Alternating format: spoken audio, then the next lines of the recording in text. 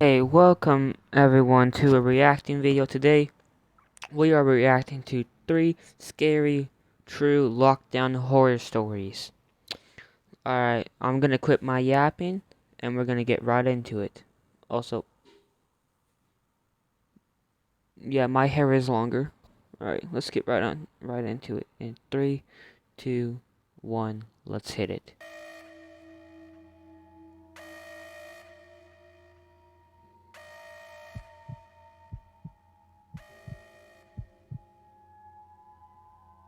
I work in a middle school as an 8th grade math teacher.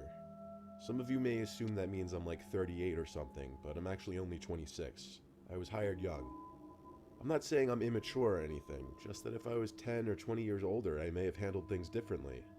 Of course, this happened during a period that I was teaching a class. The math wing in our school is closest Sorry, to the I had lobby. to. I remember it like it was yesterday, down to the equation I was writing on the board when the lockdown alarm suddenly sounded. It wasn't a drill. All faculty and students are taught which alarms mean what, and this was the alarm that meant go into lockdown for real, not a drill. I hurried to the door to lock it. Each door in the building has a big glass panel in it though, so the doors have little blinds that you could pull down to cover this. Even though we're supposed to pull down the blinds during lockdowns, we're also supposed to instruct students to hide in one corner of the room with the lights off. As I turned off the lights in the classroom, I told the students to go hide in the corner of the room where we would be least visible and audible from the door. I saw the lights in the hallways dim to just the backup lights, something I'd never seen before till that point. I was slightly worried because I knew this had to be serious. And like I said, the math wing is right by the lobby. My classroom is one of the first classrooms you pass as you're going through one of the two hallways that veer from the lobby. Dang. I was curious, so using the classroom phone, I called the front office. They didn't pick up after 4 rings, so I hung up. I wasn't endangering anyone to my knowledge because the front office is behind 2 doors and the phone wouldn't be heard from the lobby. But still, them not. Wait a minute. Behind 2 doors?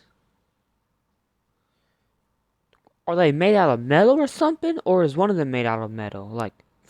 Dude, the heck are 2 doors gonna do? Picking up was concerning. There was suddenly a knocking on the door, a frantic, panicked knocking, accompanied with someone on the other side of the door begging to be let in. It wasn't a student, the voice was way too deep. It sounded to me like a guy in his early 20s, if I had to guess. I went to the door quietly, saw the person's shadow on the other side of the blind. He started saying he could see me through the blind and knew I could hear him. He kept saying let me in this scared sounding kind of whimpery voice. I looked to my students. Some of them had scared, confused looks on their faces. I signaled for them to keep quiet. Then I asked through the door, who's there? What's your name? He said his name was Cody and that he was a student and needed to get into the classroom because he felt unsafe in the halls. When he told me this, I noticed he seemed to be trying to talk in a slightly higher pitch. I wasn't falling for it. There was no way that voice belonged to a middle schooler. I ignored him and went back to the corner by the students. The guy on the other side of the door started knocking harder now, fiddling with the doorknob and then kind of thrashing at the door, all while still saying help, let me in. I did my best to keep my students from screaming or freaking out. The guy eventually gave up and the noises stopped. We stayed in lockdown for half an hour before an announcement was made that police had searched the building and it was safe.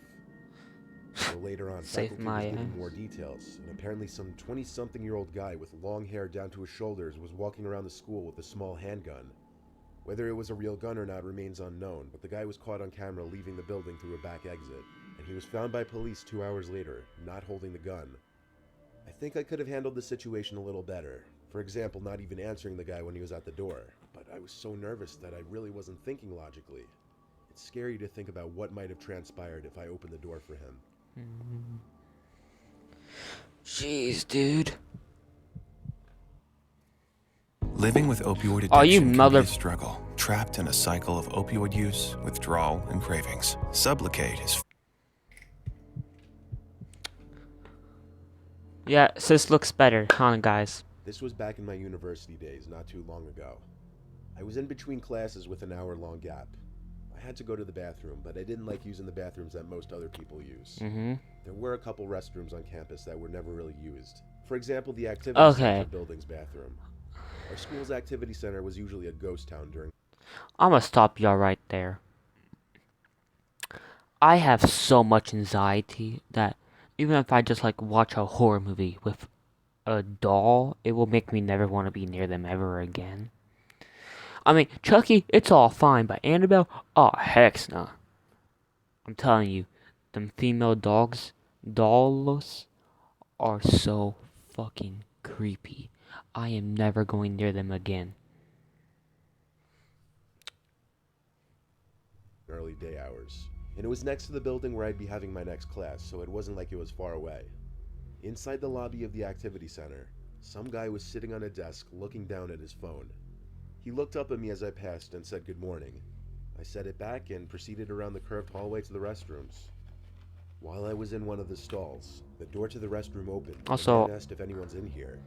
I And that it was have the women's asthma, restroom, so and I was a have to little take weirded out this by as that. well. I didn't answer. The door to the restroom closed, but I heard footsteps come up to my stall and stop. Oh, mother. There was a light tap on the stall door with one of his fingers, I presume. Then, in an ever so tiny crack in the door, I saw the man pressing his face up through it. I saw his eye looking in for a second. I gasped and said, "Someone's in here." He replied back asking why I didn't answer him, then told me this building and all nearby buildings are going into lockdown because of an apparent student who was sighted with a weapon. I didn't understand why he was in the women's bathroom with me, though. I left the stall to be face to face with him, and it was that guy that was sitting on the desk before. I was guessing he was the front desk worker or whatever for this building. He had to be trustworthy. He showed me a text on his phone from a random number, and it was a warning from the university to stay inside whatever building and classrooms you're in and to lock all the doors due to a potentially armed individual on campus. I found that alarming, so I felt comfortable with him going to blockade the bathroom door with a garbage bin. After he did that, though, If the you two don't of us mind me, just hold stood in on. the bathroom together, awkward. I gotta pause this so I can take a drink.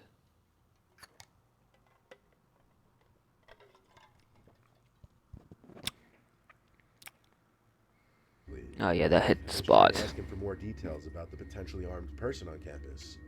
He said he had no other information on it, though. Something about the way he was looking at me relentlessly, like no social cues or when to stop staring at me. I felt uneasy. So wait, y'all. I pulled out my phone to create a buffer. So wait, y'all telling me he was staring at y'all like? Don't mind me, I just like watching you. Cause honestly, if that would ever to happen to me, I don't know about y'all, but I'm dipping. I'm not dealing with that. And as I was on my phone, I thought to just look for a similar text from the school that he showed me. But I didn't get any text from the university. I went to the What school's the hell? website, which would often have news and alerts. It didn't have anything about it, though. I asked this man's name, and he said his name was Eli, that he worked in the building. Now that I Sit thought by about it, bum his bum outfit bun consisted dun of light chick. blue boot Very cut very jeans with good brown by boots bun and a chick. gray hoodie. Okay, I need to stop. He looked, if anything, like a maintenance worker. Instead of trying to continue the conversation with him, I was on my phone texting friends, any friends who I knew were on campus at the moment, asking if they heard anything about this armed person. I had 2 friends text back saying no, class was in session like normal. I looked up at the man, who was now even closer to me. Whoa. Time stopped moving in that instant. He looked at the door, then whispered to me that he thought he heard something, and that we should make a move to one of the stalls and hide. I froze, both physically and mentally. He started to walk up to me, with his arms slightly extended out to nudge me into one of the stalls with him. Hey At this yo. point, the only thing I could do was scream, as loud as I could. I caught him off guard, and I think he went into full-on panic mode, because he looked around the room and then hurried to move the trash bin away from the door and storm out of the bathroom. I proceeded to leave the bathroom a few seconds after him, running to the nearest exit. From there, I called my mom to cry to her about it. She actually called campus police for me and then drove to the school to meet me, and that's when I told campus police about the man, with my mom there to support me. A day later, I received a call from campus police, and they said they reviewed the footage caught in the building and could confirm that man did not work at the school, and that they would do their best to find out who he was. I never received any future updates. Damn.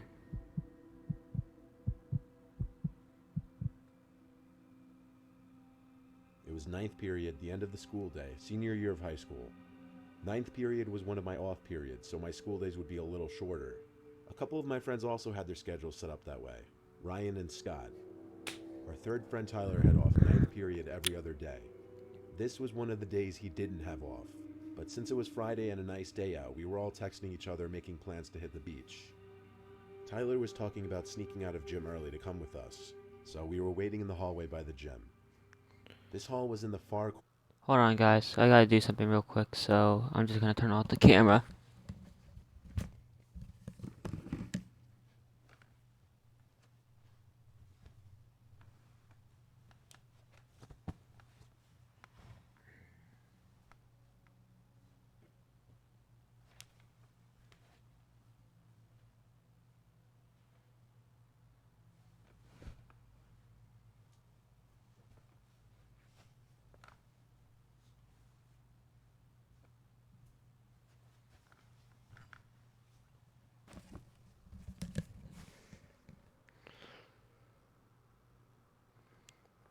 Alright, let's get back to it. corner of the school. The only people passing were students going to gym class. Tyler texted us that he was just going to wait till the gym teacher took attendance, then sneak back to the locker room and meet us in the hall. We waited there for a decent minute. It was taking a while for some reason. There's a set of exit doors at the end of the gym hall we were standing in. It wasn't supposed to be used as an entrance, yet here came some guy through the doors. Even though it was a really nice day out, this guy came through the two doors in the hall wearing black sweatpants and a black zipper-up hoodie with the hood over his head. He was also wearing a black backpack. We went silent as he walked past us, making a point of looking at all three of us with this dagger of a stare. Ryan stepped up and said, "What, dude? Fuck off." And the guy stopped in his tracks and turned to face Ryan and asked him if he's got a problem. Scott and I stepped in and just said forget it over and over until the guy turned and kept walking. I mean, it does sound like something I would do since my name is actually Ryan. But, did I hear that correctly? Saying, what, dude, fuck off? I mean, I know I would say more than that, but I would definitely probably punch his ass as well. We all agreed that guy seemed extremely sketchy. He looked like he could have been a student, but none of us recognized him.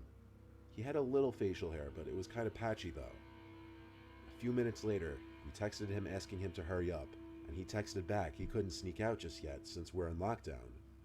This was a shock to us because we weren't aware of this. He said the gym teachers announced it and everyone was hiding in the locker rooms. We also just realized the doors separating the gym hallway from the actual locker room hallway were closed and locked. We immediately linked it to that creepy looking dude dressed in all black who just walked past us. The reality hit us so much harder when there were these popping sounds from down one of the hallways. At first they sounded like maybe a teacher slamming books on a desk as if to wake a student up or something.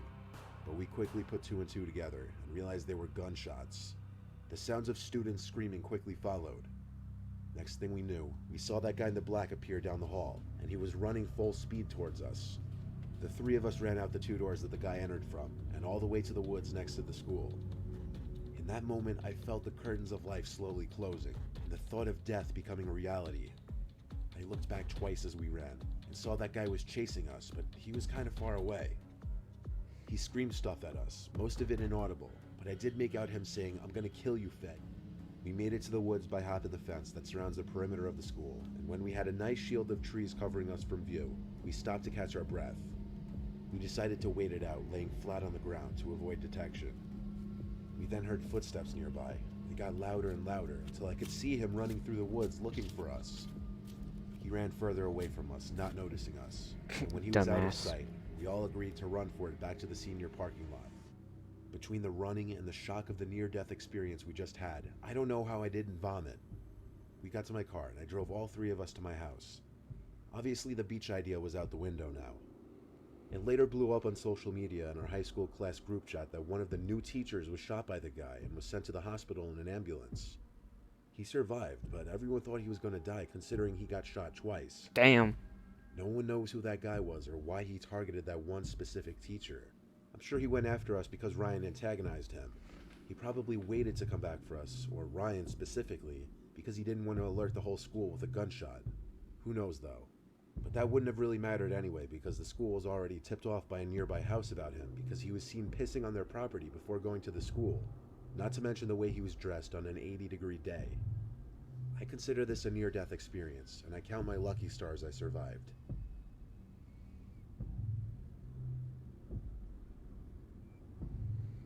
Jeez. Okay, everyone. that was today's reacting video. Have a great day or night whenever you're watching the video.